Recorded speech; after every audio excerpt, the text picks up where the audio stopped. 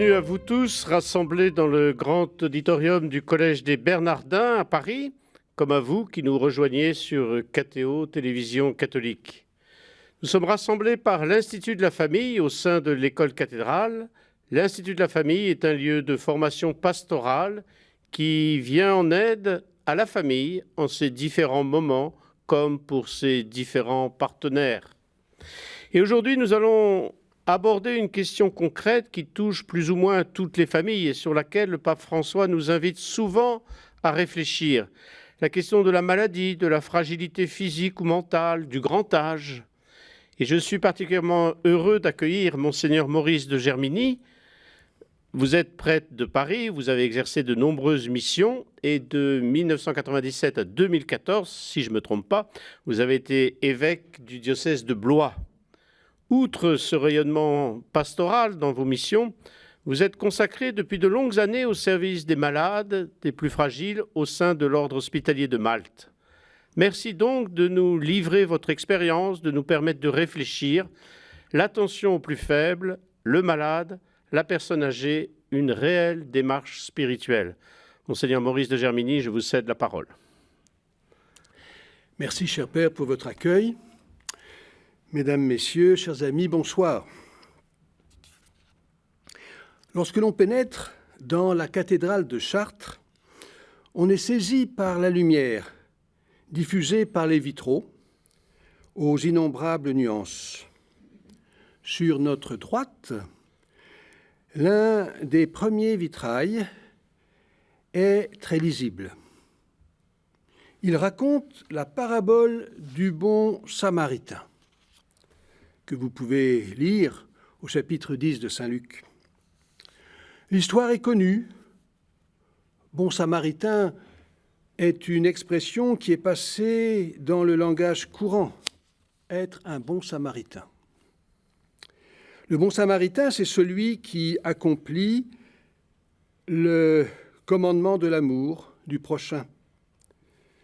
C'est celui qui ne passe pas outre avec indifférence devant l'homme, devant la femme, devant l'enfant, devant le vieillard qui est en état de souffrance, dans son corps, dans son âme, dans tout son être, mais qui s'arrête, non par curiosité, mais dans la disponibilité de son être, de son temps.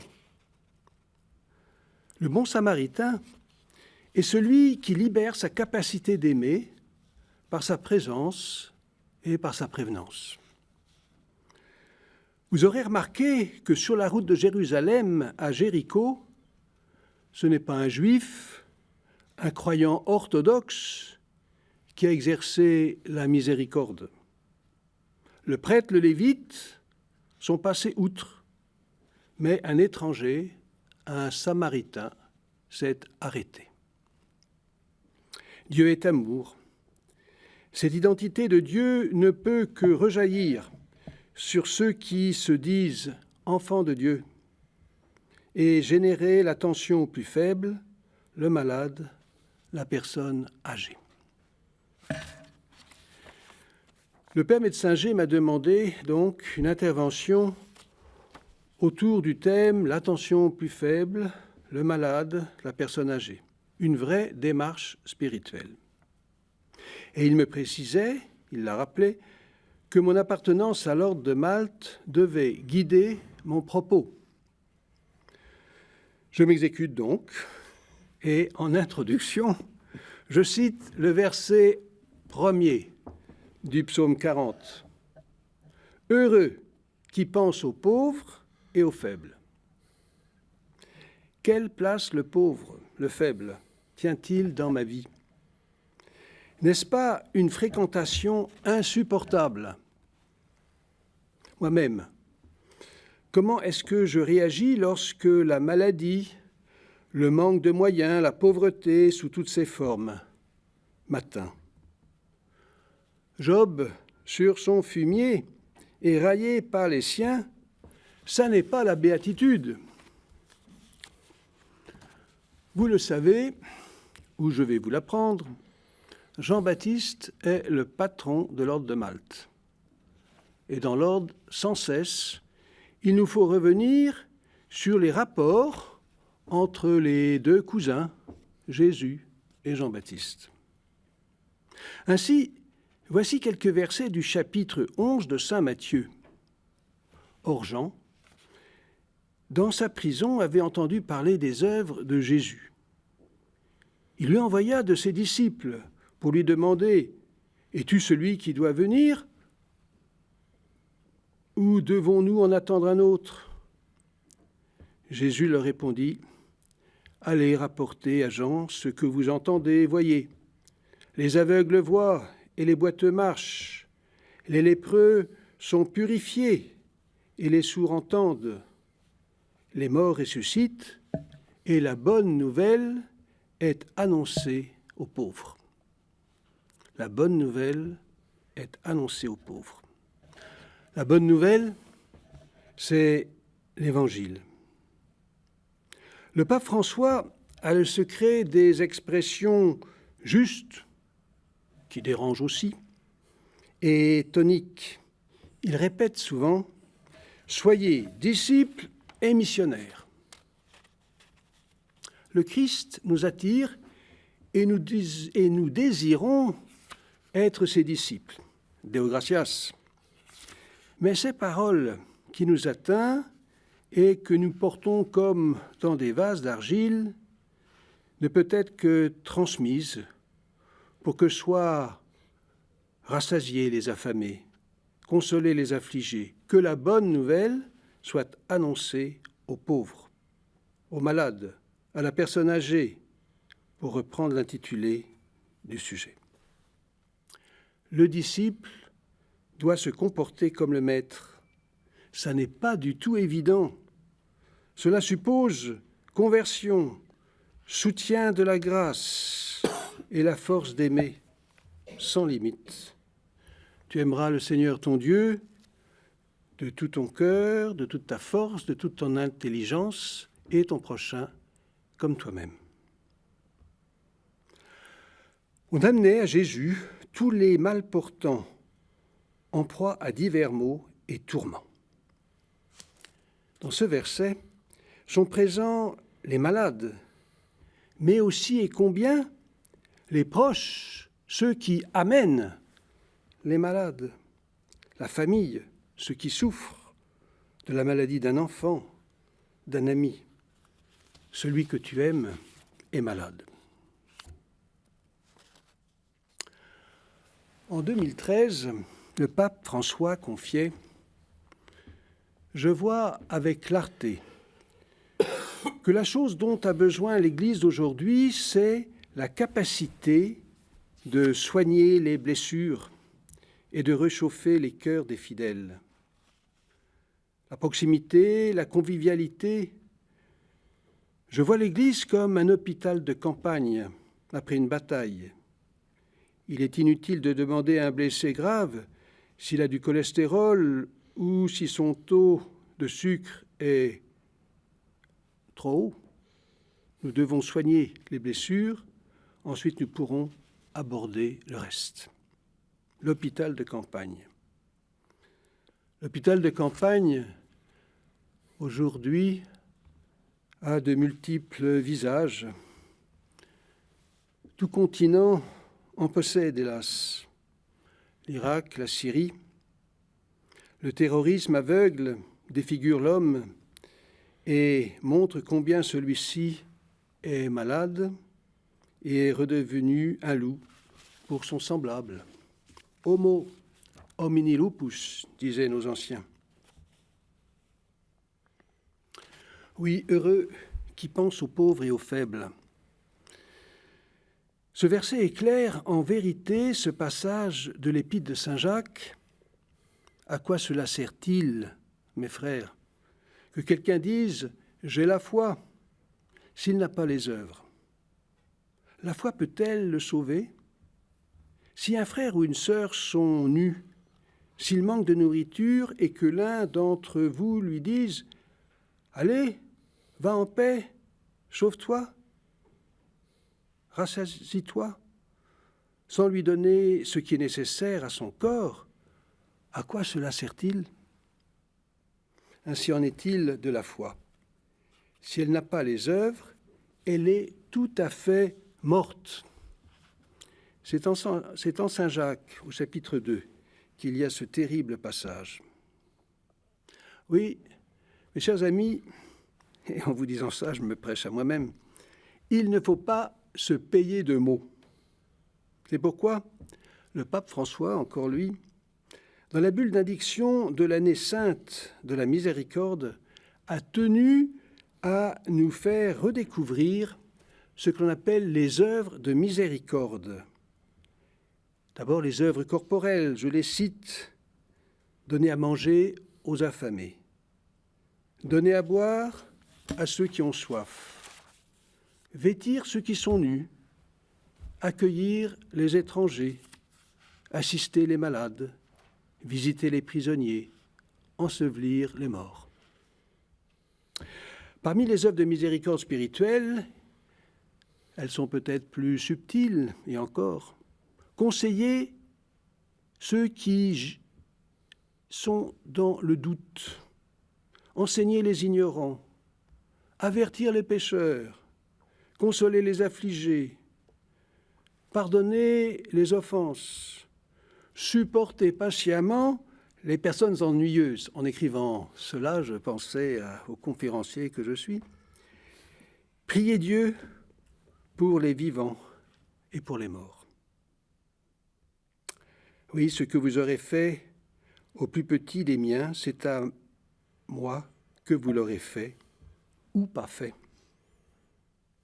Les œuvres de miséricorde sont variées, la liste donnée n'est pas exhaustive, et en la considérant, cette liste, chacun peut trouver l'œuvre qui lui correspond, peut découvrir son charisme.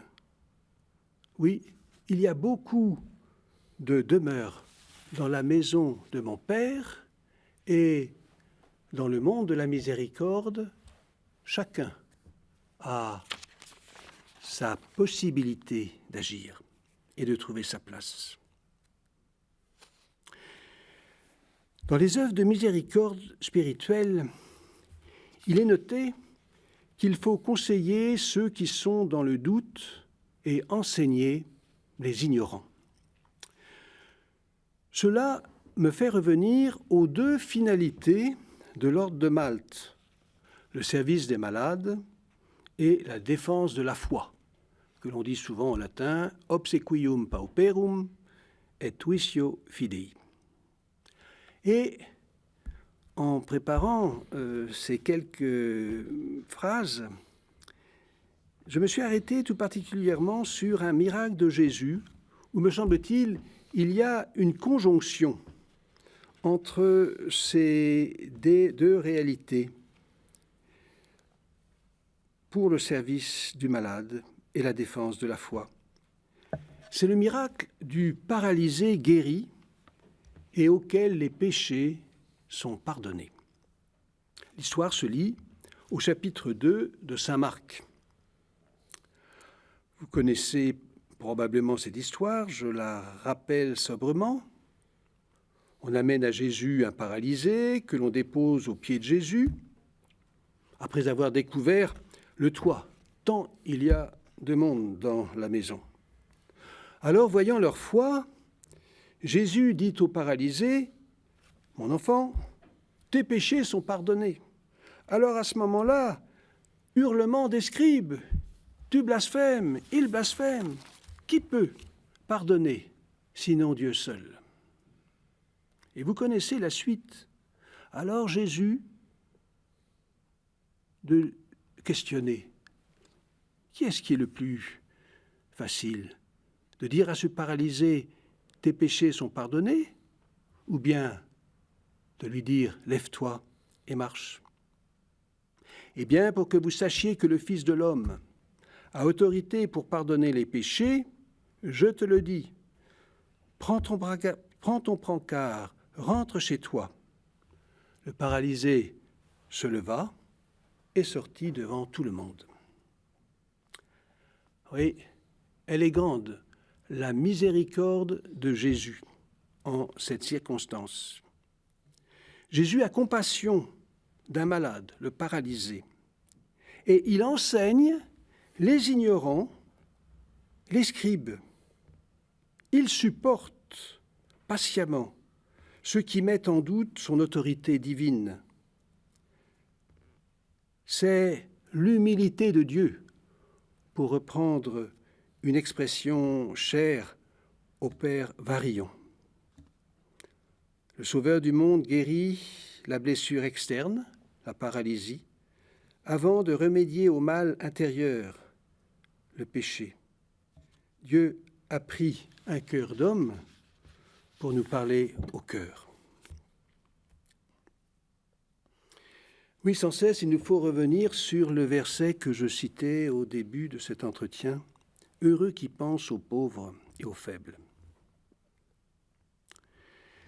Les attitudes possibles sont innombrables devant quelqu'un qui souffre de maladie, de misère. J'en cite plusieurs.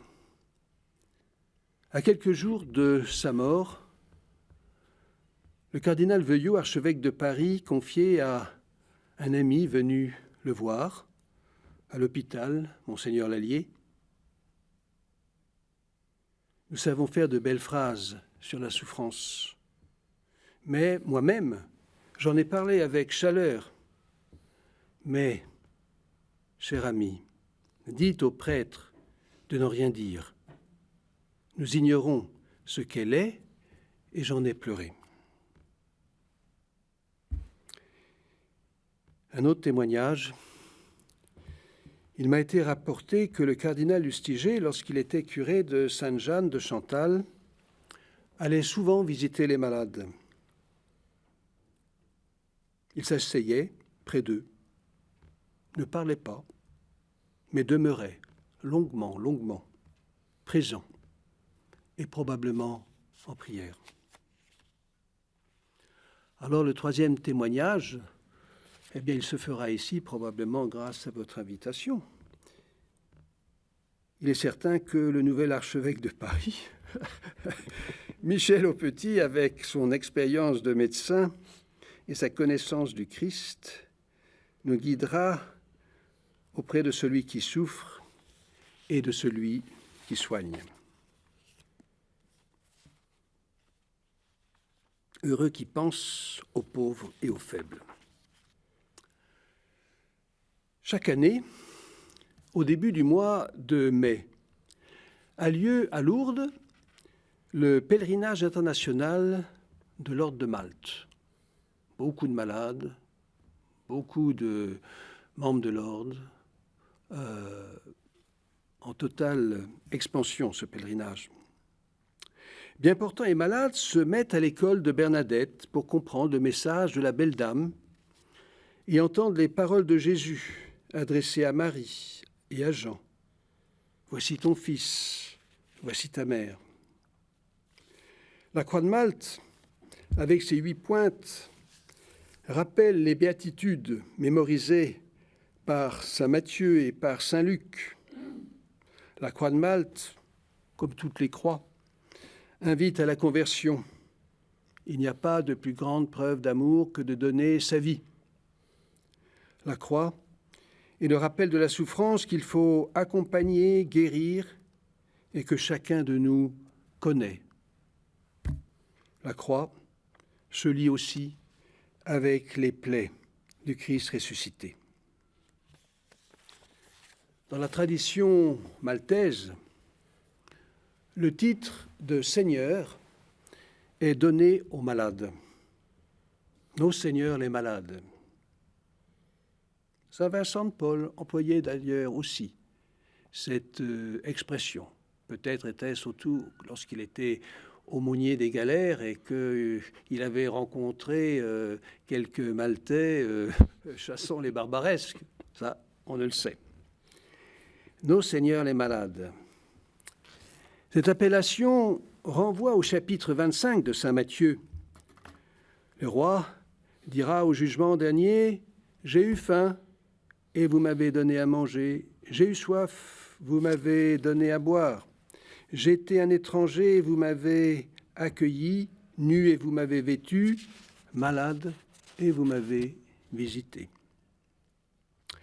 Le malade, la personne âgée, celui qui souffre dans son être, est l'image du Christ défiguré par le mal, par la souffrance. Notre Seigneur, le Messie de Dieu. Oui, à Lourdes, il se passe des choses incroyables. Beaucoup d'entre vous ont certainement participé à ces grands pèlerinages que sont le Rosaire, le Montfortin, ou à des pèlerinages plus restreints, tels ceux des diocèses ou d'une paroisse. Et puis, de plus en plus de gens font ce qu'on appelle le pèlerinage d'un jour, partant en famille, avec les enfants, les grands-parents, pour un temps de retraite, de contemplation de ce qui se passe là. Durant les pèlerinages à Lourdes, il y a un moment très solennel et très marquant. C'est celui de la procession eucharistique. Au cours de celle-ci, le prêtre, ou celui qui préside la procession, souvent un évêque,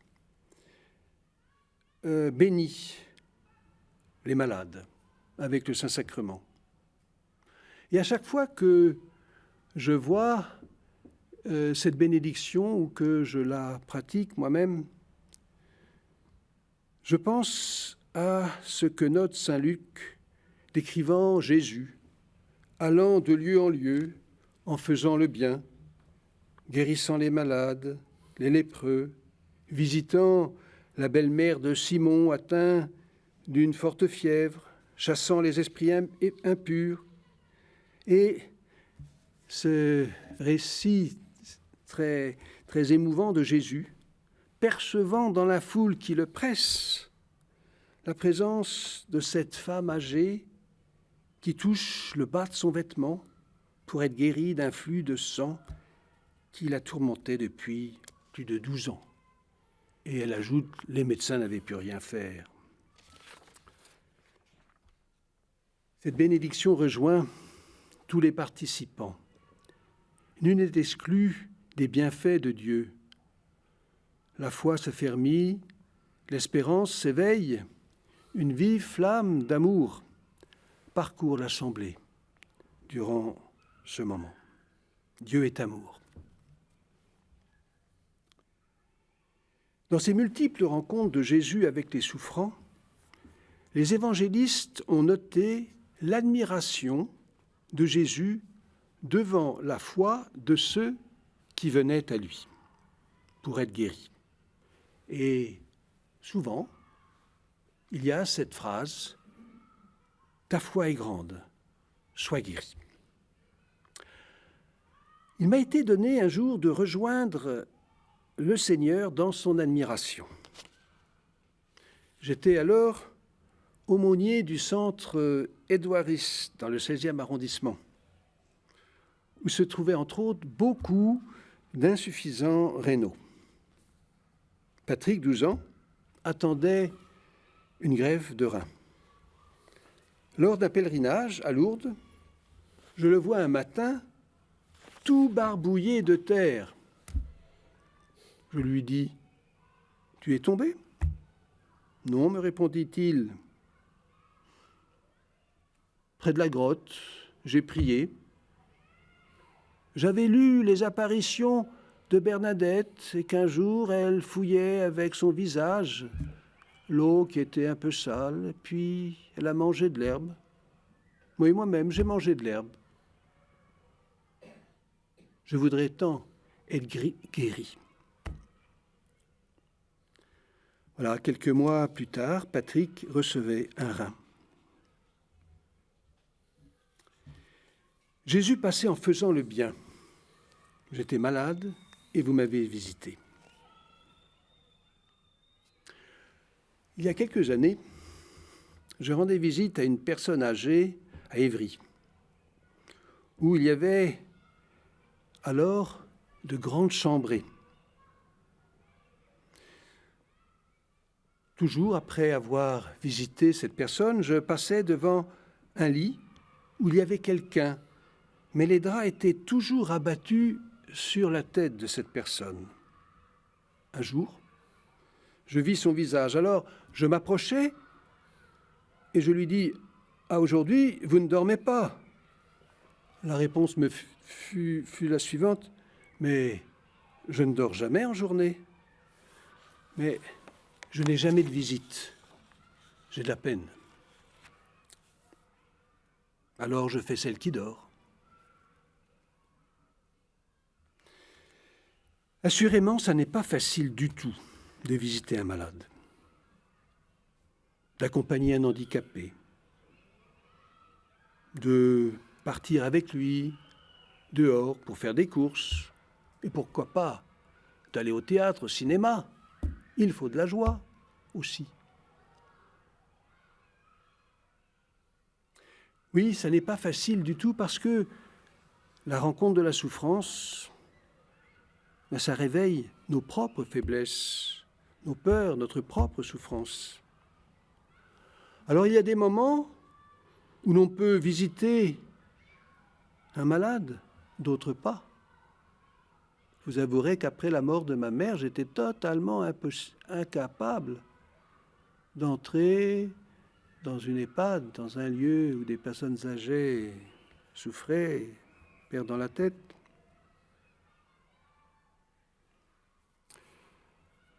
Beaucoup de paroisses, à Paris et ailleurs, ont un service évangélique des malades, que l'on appelle le SEM. Il y a les visiteurs et ceux qui prient pour les visiteurs et les visités. Voilà encore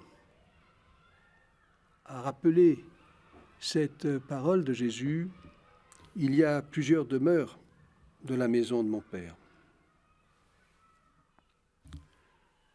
Pour nous les prêtres, la visite aux malades fait partie du ministère pastoral, ou plutôt est un écho de l'appel entendu un jour par le Christ, « Toi, suis-moi ». Et si je peux faire une petite plaisanterie linguistique, « Toi, sois-moi ». C'est en visitant les malades que tu seras le bon pasteur, attendu et espéré. Ce n'est pas toujours évident pourtant, si on considère les journées du Christ, la présence aux malades équivalait et peut-être même dépassait les temps d'enseignement. À chaque état de vie correspond un sacrement. L'onction des malades n'est pas sans rappeler les soins donnés par le bon Samaritain. Souvenons-nous que celui qui rapporte cette histoire, Saint Luc, est médecin. Et voilà le détail noté par Saint Luc, ou plutôt donné par Jésus. Il pansa ses plaies en y versant de l'huile et du vin. Voici ce qui est dit lors du sacrement des malades, lorsque l'onction est faite sur le front et sur les mains du malade.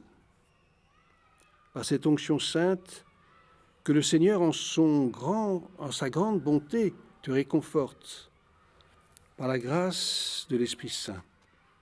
Ainsi, t'ayant libéré de tes péchés, qui te sauve et te relève. Désormais, la force de Dieu agit dans ta faiblesse. Si seuls les prêtres peuvent donner l'onction des malades, comme célébrer le sacrement de la réconciliation, les laïcs peuvent apporter la communion, le viatique, le pain nécessaire pour la route. Toi, suis-moi dans ta souffrance, qui complète ce qui manque à la passion du Christ. Ô combien, vous les laïcs, vous pouvez préparer, faciliter la venue du prêtre auprès d'un malade, d'un souffrant, d'une personne âgée. Beaucoup de malades, de personnes âgées, n'osent pas appeler la paroisse, déranger un prêtre. Et puis pour les plus âgés, l'image de l'extrême onction perdure. Si le prêtre vient, c'est que c'est fini. Et la famille a du mal aussi. Et pourtant, ils sont nombreux, ceux qui veulent disposer, ceux qui veulent déposer dans un cœur qui écoute ce qui leur pèse parfois depuis des années et des années. La médecin G et moi-même, nous pourrions donner beaucoup de ces témoignages reçus. Souvent, on venait trouver Jésus. Viens, mon enfant est malade. Celui que tu aimes est malade. Alors Jésus arrivait. J'aurais beaucoup de très belles histoires à vous raconter, si j'en avais le temps, ou sur ces rencontres avec des malades grâce à des appels de l'entourage. En voici une. Un jour, on me dit que M. X, qui avait eu une carrière politique intense, avait été plusieurs fois ministre, désirait recevoir le sacrement des malades. Mais, en toute discrétion, m'avait-on précisé. Je me rends donc à l'hôpital, à l'heure dite.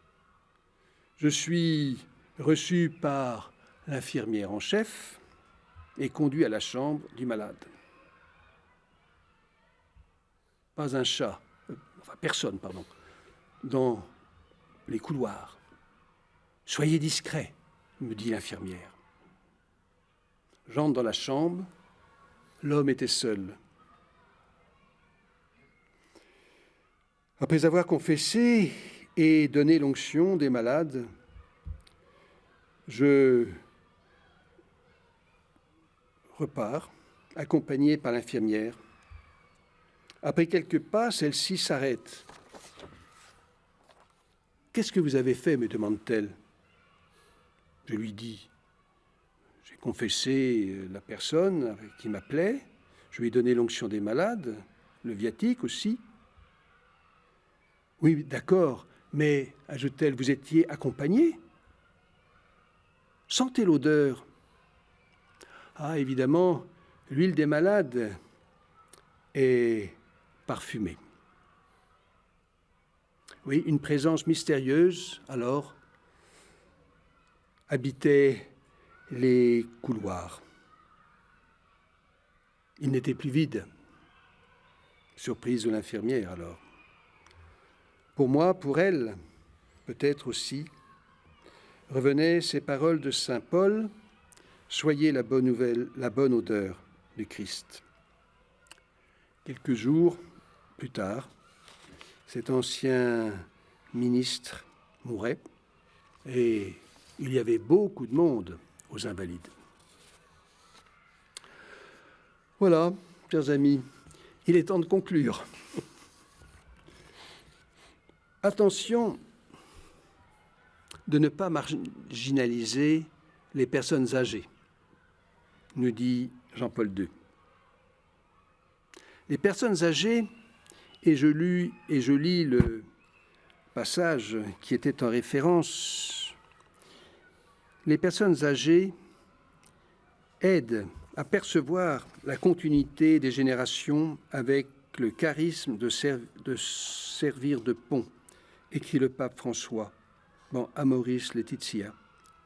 Et le pape d'ajouter, bien des fois, ce sont les grands-parents qui assurent la transmission des grandes valeurs à leurs petits-enfants, et beaucoup, et j'en suis, peuvent constater que c'est précisément à leurs grands-parents qu'ils doivent leur initiation à la vie. Je me souviens en effet de ces visites aux malades de mon village en Normandie. Ma grand-mère me donnait la main, surtout quand il fallait, selon l'expression locale, aller jeter de l'eau bénite sur les morts. L'attention aux plus faibles, une demande spirituelle, une démarche spirituelle. Alors, pour ne pas vous égarer dans cette démarche spirituelle, relisez les évangiles et soyez attentifs au regard de Jésus sur ceux qui souffrent dans leur corps, dans leur âme, dans leur être. Il y a ceux qui demandent, ceux qui ne demandent rien, mais Jésus les perçoit. Allez visiter les malades, les isolés. Ne fermez pas votre cœur et n'éteignez pas vos portables pour recueillir les SOS. Je conclurai avec quelques paroles de Mère Teresa. J'ai soif, donne-moi à boire. Elle dit Jésus, lorsque, privé de toute consolation, il mourait sur la croix dans la pauvreté absolue. Lorsqu'il a été seul, lorsqu'il a été laissé seul, méprisé, brisé dans son corps et dans son âme, il a parlé de sa souffrance, pas une soif d'eau, mais une soif d'amour, de sacrifice. Et Mère Teresa ajoutait ce message adressé à ses sœurs, à ses filles, comme elle les appelait. N'ayez pas peur d'aimer tendrement le Christ. En aimant Jésus, vous aimez les pauvres. N'ayez pas peur d'aimer les pauvres. Prenez la ferme résolution d'aimer Jésus de tout votre cœur, de toute votre âme, de toutes vos forces. N'ayez pas peur de l'aimer. Il aime chacune de vous avec tendresse. Plus vous vous approcherez de lui, plus vous aimerez les pauvres.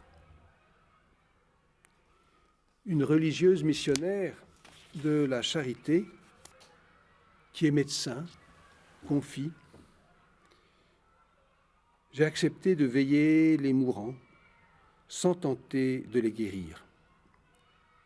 Depuis ce jour, je veille la grande agonie du monde où une main caressée est plus précieuse que toute la science. » Je vous remercie.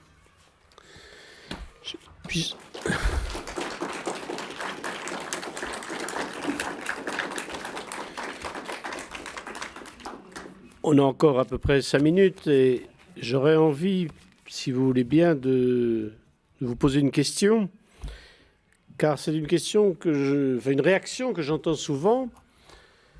Je ne vais pas visiter telle personne malade, moi qui suis chrétien et qui ressens le besoin, parce que je veux pas d'intrusion et je ne sais pas très bien si cette personne-là, je vais la visiter et lui apporter le Christ, et est-ce qu'elle le veut, est-ce qu'elle ne le veut pas. Il y a souvent cette espèce de hiatus dans l'environnement global dans lequel on est, où il ne faut pas parler religion. Comment vivre cette difficulté dans la vie quotidienne, dans la paroisse, dans les villes, dans les villages, où on ne veut pas trop imposer la dimension chrétienne ou spirituelle, puisque on dit que c'est précisément aussi une démarche spirituelle pour un paroissien, pour un chrétien, que d'aller rendre visite à un malade. Comment vivre cette tension ? Je crois l'avoir dit à plusieurs reprises. C'est très difficile. Il y a des moments où on en est capable, d'autres pas. On ne veut pas prendre de force quelqu'un qui se cache. Hein. Le malade est quelquefois comme un animal, il se terre. Hein. Mais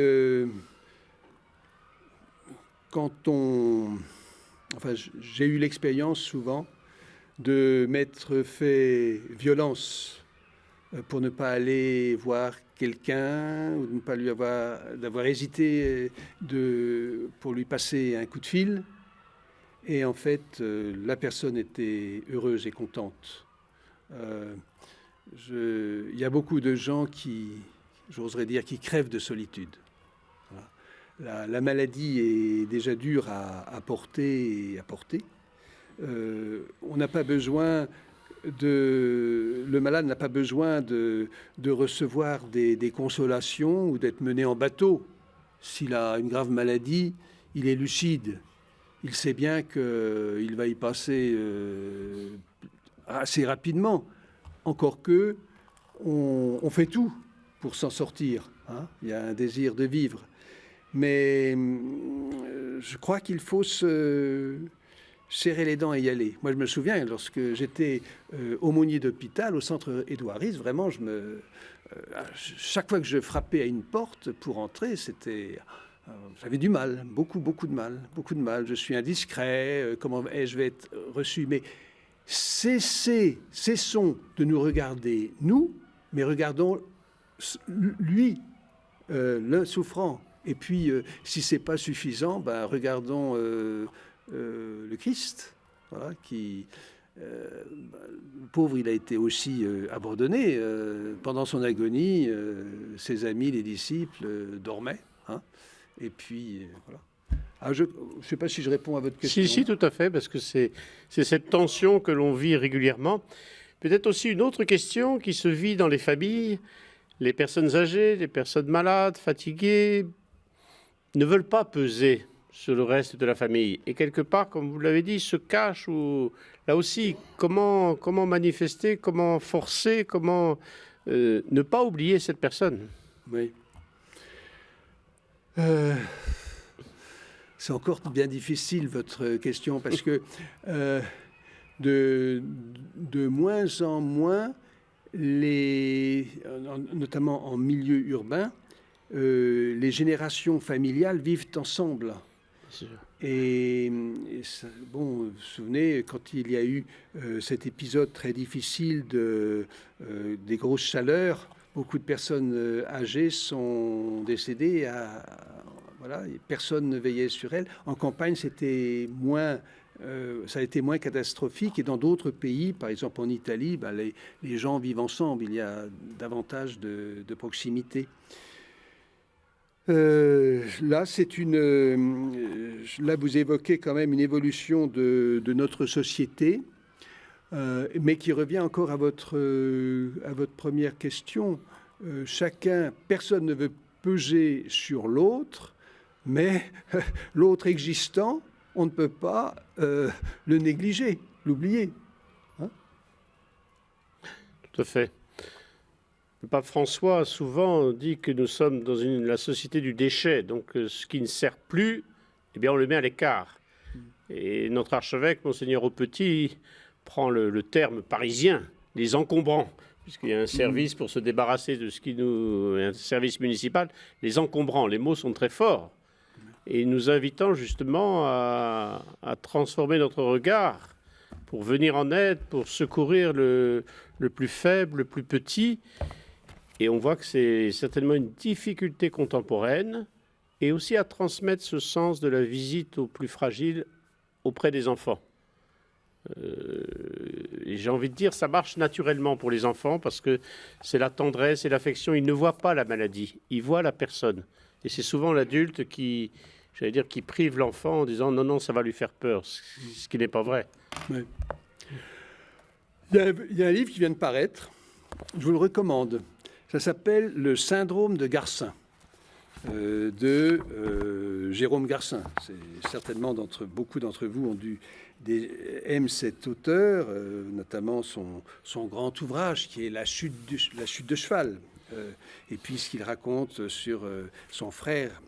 Et donc le syndrome de Garcin, il évoque toute sa famille qui, tant du côté maternel que du côté paternel, sont médecins depuis Louis XIV, ou Louis XV, pardon. Enfin, depuis peu. Et alors, page 146, il a cette phrase que j'ai lue, qui est en écho avec cette citation d'une religieuse de Mère Teresa que je vous ai confiée il y a quelques instants, où Garcin dit ceci: « La base de la médecine est l'amour. Pauvre de cœur, si intelligent soit-il, un être d'élite fera peut-être un savant remarquable, mais un médecin médiocre. » À l'un d'entre eux, qui déplorait l'abattement moral du malade dont il avait la charge, le prix Nobel Charles Nicolle avait répondu: « Lui avez-vous pris la main, au moins ?» Voilà, un simple geste. Oui.